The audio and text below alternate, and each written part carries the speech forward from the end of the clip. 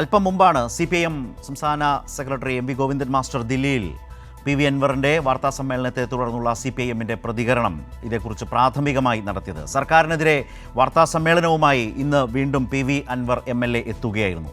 അൻവർ ഉന്നയിച്ച ആരോപണങ്ങളിൽ അന്വേഷണം നടക്കവേ പുതിയ ആവശ്യമാണ് അൻവർ ഇന്നത്തെ വാർത്താസമ്മേളനത്തിലൂടെ ഉന്നയിച്ചത്.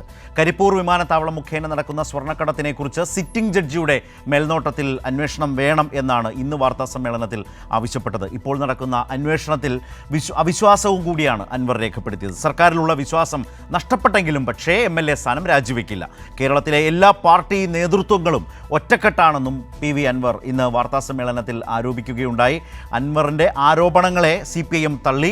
അതിൻ്റെ പ്രാഥമിക പ്രതികരണമാണ് CPIM സംസ്ഥാന സെക്രട്ടറി MV ഗോവിന്ദൻ മാസ്റ്റർ അല്പം മുമ്പ് ദില്ലിയിൽ നടത്തിയത്. നമ്മളിപ്പോൾ അതാണ് കണ്ടത്. ഇടതുപക്ഷ നിലപാടുകളിൽ നിന്ന് PV അൻവർ മാറുന്നു. സർക്കാരിനും പാർട്ടിക്കുമെതിരായി പ്രതിപക്ഷം പോലും പറയാത്ത കാര്യങ്ങളാണ് അൻവർ പറയുന്നത്. ഈ കാര്യങ്ങളാകെ പരിശോധിച്ച് നിലപാട് സ്വീകരിക്കും എന്നാണ് MV ഗോവിന്ദൻ മാസ്റ്റർ പറഞ്ഞത്.